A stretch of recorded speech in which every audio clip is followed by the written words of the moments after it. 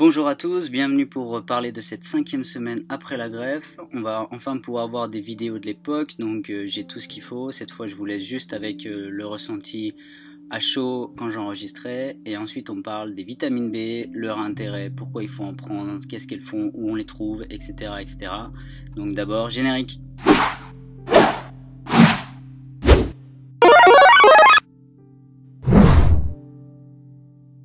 Bonsoir à tous, une semaine de plus qui s'est écoulée. Alors on est à quoi, 5 semaines je crois à peu près post-opération.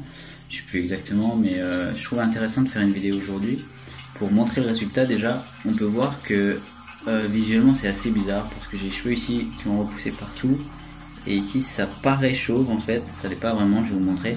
Mais comme ça paraît chauve avec les cheveux repoussés là, ça fait un vrai effet chauve à l'ancienne, bien sale. Mais bon, c'est comme ça, c'est une étape où il y a les cheveux qui sont tombés, ça commence à repousser un petit peu en même temps, c'est pas très joli. Voilà, faut passer outre, on peut pas se raser vraiment de toute façon parce que c'est toujours pas conseillé aussi près de l'opération.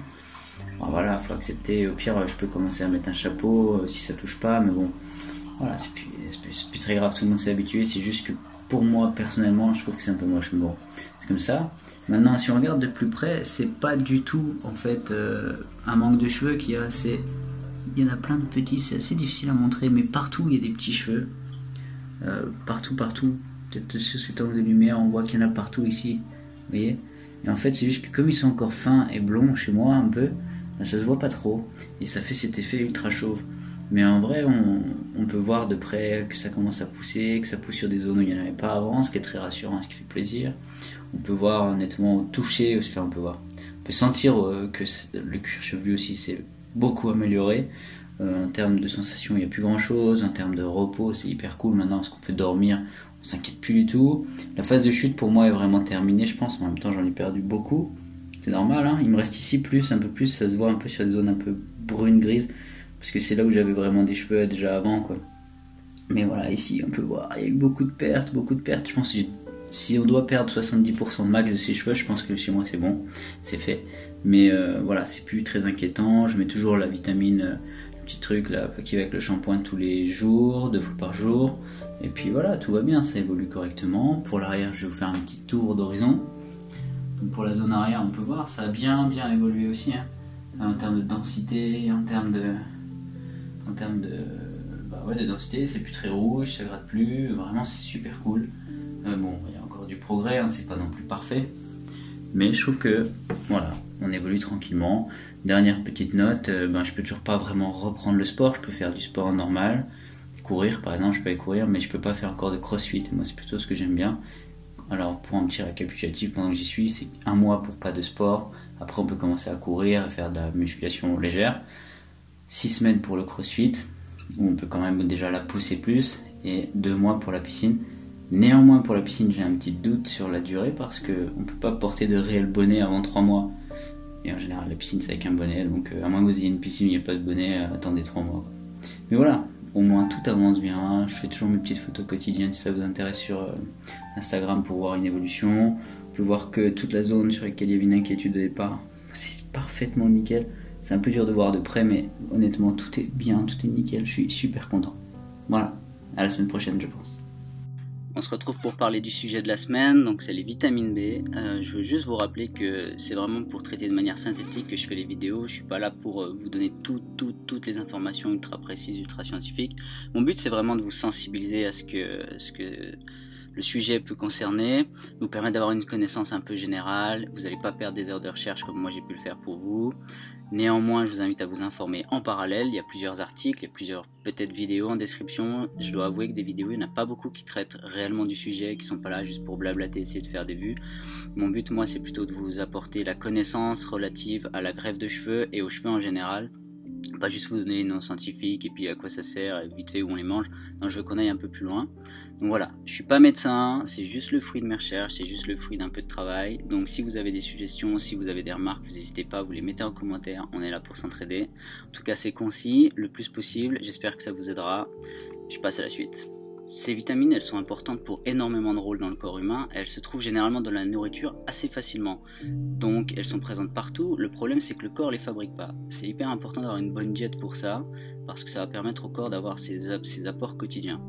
En plus de ça, c'est hydrosoluble. Donc c'est des vitamines qui tous les jours, elles doivent être implémentées dans le corps pour qu'on puisse les avoir notre ratio. Elles vont pas être fabriquées automatiquement. Et c'est hyper important dans notre cas, et un peu comme dans le cas des femmes enceintes, parce qu'on manque un peu de ces vitamines quand ça se passe, quand il y a une greffe par exemple, parce que il y a un surplus, il y a un besoin supplémentaire, et c'est important de venir aider le corps dans ce cas-là. Donc c'est pour ça que c'est souvent conseillé. Maintenant, et c'est important de comprendre quel est leur rôle, pourquoi elles agissent sur tel ou tel facteur, et du coup lesquels favoriser si vous devez faire un choix. La première chose un peu bizarre qu'on peut se poser quand on parle des vitamines B, c'est que on va jusqu'à la vitamine B12, on en parle souvent de la B12 pour les ongles, etc., les cheveux. On parle aussi de la B7 qui est la biodine. Mais en réalité, il n'y a pas 12 vitamines B. C'est juste qu'avant, il y avait des vitamines qui étaient classées dans la catégorie B et aujourd'hui, elles n'y sont plus. Donc il n'y a que 8 vitamines B. On va les décrire en dessous, mais voilà, c'est la première idée qu'il faut bien comprendre. Il n'y en a pas réellement 12, il n'y en a que 8. Il faut bien faire la distinction. Et ça vient juste d'erreurs scientifiques passées qui aujourd'hui peuvent pas être vraiment changées, sinon il faudrait changer tous les tableaux. Donc on en reste à B1, B2, B3, B12, etc. Enfin, quand vous allez prendre des compléments alimentaires de ce type-là, c'est assez important de les prendre le matin. C'est un meilleur effet sur le corps. Et pour vous aider, alors je vais pas aller dans tous ces détails là sur cette vidéo là, mais pour vous aider par exemple, ce qui est cool, c'est de le prendre le matin, peinard, avec un petit jus de fruits parce que ça apporte de la vitamine C. Et par exemple pour la vitamine B12, ça va permettre de mieux l'assimiler au corps humain. En ce qui concerne l'ensemble des vitamines, j'ai vraiment envie de revenir avec vous sur un peu tout ce qui existe. Donc je vais d'abord vous afficher un gros tableau, je vais laisser 10 secondes, comme ça vous pouvez le screenshot ou autre. Et puis après, je vais en faire une petite liste avec vous, aller au travers, juste pour rapidement expliquer. Comme ça, c'est pas trop long, si vous voulez juste choper les infos, vous avez une idée globale du truc et c'est parti. Bon, je m'excuse, je vais tout faire en one shot pour l'ensemble des vitamines, donc j'espère que ça ira en termes de rythme. Je vais aller au travers du tableau que je vous ai montré juste avant et je vais essayer d'en parler rapidement avec vous. Donc je reviens pas sur les noms scientifiques, etc. Ça c'est pas hyper important, je pense. Ça peut être cool pour comprendre les compositions des pilules que vous prenez, etc. que vous allez choisir. Néanmoins, vous référençant au numéro, ça ira.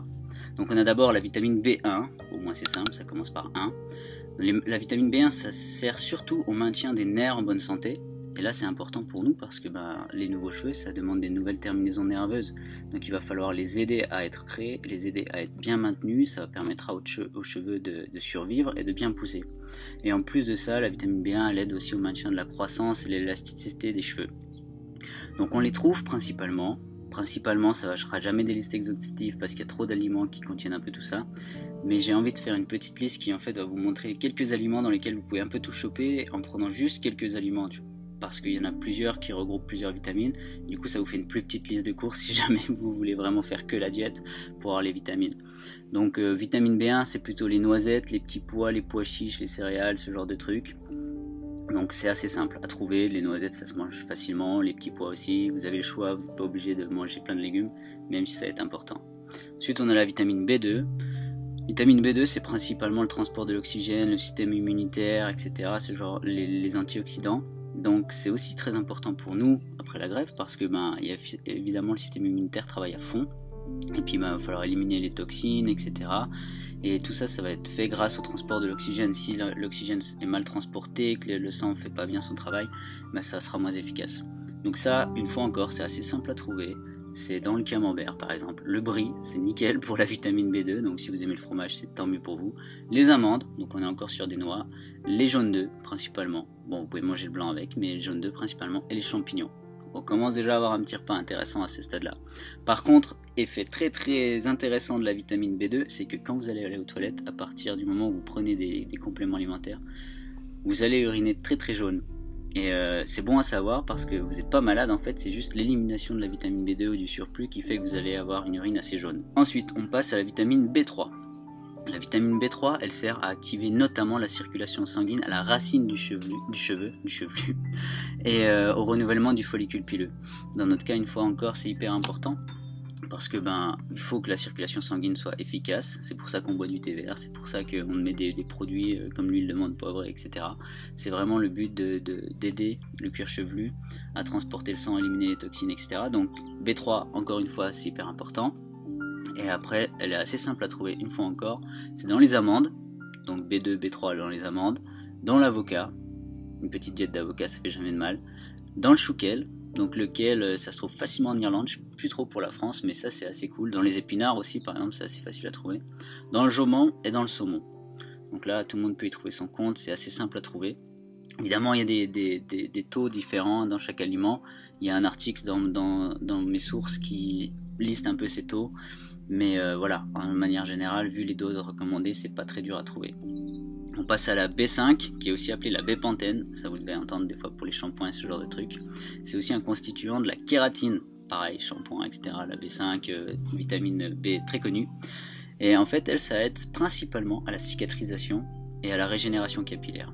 Donc là, pareil, pour une greffe, c'est primordial, puisque vu les implants que vous avez eu, vu la prise sur la zone donneuse, il faut aller aider la peau à se régénérer, il faut aller aider à cicatriser, et puis il faut régénérer le cheveu, donc la vitamine B5, hyper importante.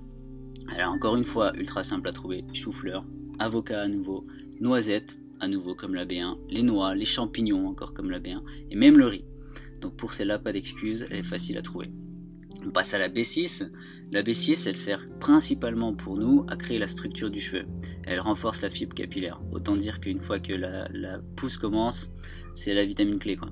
Et attention par contre, c'est une vitamine qui, quand vous êtes sportif, il en faut un peu plus, parce qu'il y a plus de demandes. Si vous prenez des protéines, en fait, ça annule un peu l'effet d'assimilation par le corps, donc il en faut un peu plus pour arriver à des taux intéressants.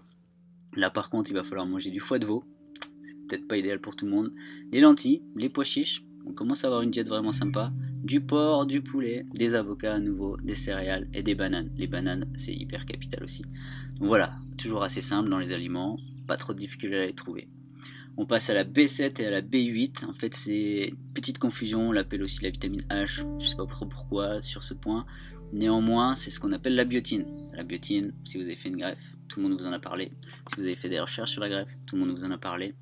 Et en fait, ça sert à quoi? Ça sert principalement à réguler le sébum et à fabriquer les cellules capillaires. Donc à aider les cheveux à grandir, à aider les cheveux dans leur cycle de croissance. Plus le sébum, c'est hyper important, notamment pendant le 2e mois, puisque c'est là où vous allez avoir les premiers greffons qui commencent à pousser. Et si vous voulez pas avoir plein de boutons d'acné, c'est quand même cool d'avoir de la biotine. Donc voilà, moi j'en ai eu très peu, des boutons d'acné, et je pense que ça y était pour quelque chose d'avoir pris des compléments. Donc à nouveau, on trouve ça dans le chou kale, dans les tomates, très simple, dans les champignons à nouveau, dans presque tous les légumes à vrai dire, les flocons d'avoine, là pour les sportifs c'est pas mal, et dans les épinards, les viandes et les bananes. Donc à nouveau les bananes. Donc chou kale, banane, ça peut commencer à être une bonne diète à suivre. On passe ensuite à la B9, qui est aussi appelée acide folique. Je sais pas pourquoi pour celle-là je vous donne le nom scientifique. Néanmoins, celle-là, elle sert au développement du système nerveux. Et là, c'est pas le maintien ou le renforcement, c'est le développement. Donc quand vous avez des greffons, imaginez, c'est un peu comme quand vous vous réimplantez un bras, enfin on vous réimplante, on s'entend, quand on vous greffe un membre, il faut que les terminaisons nerveuses soient liées par les médecins, mais il faut aussi qu'elles se fassent, que ça se maintienne, etc. Donc là, la B9, elle va être hyper importante. Petite chance pour nous, elle se trouve dans les oranges. Donc si vous faites le conseil de tout à l'heure et que vous buvez un petit jus d'orange pour assimiler les vitamines, finalement vous avez la vitamine B9 qui est comprise dans le truc, donc c'est cool. On la trouve aussi dans les bananes, donc mangez quand même pas que des bananes, mais c'est plutôt cool. Dans les champignons à nouveau, dans le fromage, notamment le brie, dans les noisettes, dans les brocolis et dans les œufs. Donc là, on commence vraiment à avoir des aliments qui se répètent et c'est ça qui est cool. C'est bien la preuve que c'est pas trop compliqué à trouver de manière naturelle et quotidienne. Et enfin, la dernière, la B12. La B12, elle principalement joue sur le renouvellement cellulaire, donc la guérison. Donc ça, c'est hyper important, notamment au début de la greffe, puisque il y a vraiment plein de cellules à régénérer. Et on la trouve, par contre, celle-là, c'est difficile pour les véganes, j'imagine, dans les viandes principalement et dans les poissons, le saumon. Donc le saumon, c'est aussi un atout clé dans votre greffe. Donc voilà, ça c'était pour le petit tour des vitamines. Je suis désolé, ça fait une grosse liste un peu longue, mais ça permet d'avoir une idée vraiment globale du truc et de comprendre quelle est l'action de chaque vitamine pour les cheveux, pour notre greffe, dans notre cas, et où les trouver. Donc à nouveau, je vous mets un petit tableau où je vais vous comparer une des vitamines les plus plébiscitées par les cliniques qui font la greffe notamment. Donc ça s'appelle le Perfectil. Le Perfectil, c'est vraiment un super complexe en vrai, mais je voulais comparer ça à ce que j'ai trouvé moi chez mon marchand. Donc tout simplement, ça s'appelle Kelkin vitamine B complexe. J'ai pas cherché très loin, je suis allé chez le premier marchand que j'ai à côté de chez moi et je l'ai trouvé. Et du coup, pour preuve, si vous jamais voulez checker, ça c'est les doses. Donc dans le tableau, je les ai comparées et c'est plutôt intéressant de voir que en fait les doses qui sont dans les complexes sont très très élevées par rapport aux apports quotidiens recommandés. Mais comme ça veut bien porter son nom, un apport recommandé c'est ce qui est le minimum recommandé. Souvent les études sont faites d'ailleurs de manière assez basse. On prend des niveaux assez bas en cas de complémentation pour que ça ait un bon effet sur les personnes. Donc vous pouvez voir que ce soit le perfectile ou mes vitamines, les deux sont parfaites pour notre cas. Maintenant, moi j'ai la chance d'avoir trouvé des vitamines qui sont quand même blindées dans leurs apports. Et du coup, ça montre un truc qui est assez intéressant, c'est que quel que soit le complexe que vous allez prendre, juste checker ce qu'il y a au fond, enfin sur la boîte, et vous saurez à peu près où vous en êtes et si vos vitamines sont bonnes ou pas. Enfin, je dis ça, je dis rien. Je bois pas beaucoup d'alcool personnellement, mais c'est important à savoir pourquoi l'alcool est interdit en général après la greffe. C'est parce que ça augmente la déficience dans les vitamines. En fait, ça réduit l'impact de ce que vous mangez, de ce que vous prenez pour complément. L'alcool, ça va avoir l'effet inverse, ça va pas permettre au corps de les assimiler. Donc, c'est cool à savoir. C'est triste, mais c'est cool à savoir. Et pareil pour les œufs non cuits, en fait, ça contrecarre l'absorption des vitamines B. Donc, si vous voulez manger des œufs parce que vous trouvez plein de vitamines dedans, il faut les cuire, œufs durs, œufs au plat, ce genre. Donc voilà, j'ai essayé de faire le plus rapide possible pour pas prendre trop de votre temps, de faire très explicite, très court. C'était un petit peu un challenge sur cette semaine, j'espère que ça vous a plu. Bien sûr, il y a plein de vitamines où on pourrait aller beaucoup plus loin, notamment la biotine. Pourquoi est-ce que tout le monde en parle? Pourquoi est-ce que c'est la vitamine clé d'après plein de personnes? Ça vaudrait le coup d'aller plus loin. On pourrait aussi parler beaucoup plus longuement de la diète qu'il faudrait avoir pour maximiser ses apports quotidiens. En même temps, la diète, c'est pas que pour les vitamines B, c'est de manière générale, c'est important. Il y a une autre partie dont on parle assez peu, c'est les risques liés à la surconsommation de vitamines. Ça pourrait être lieu d'une vidéo si ça vous intéresse à l'occasion.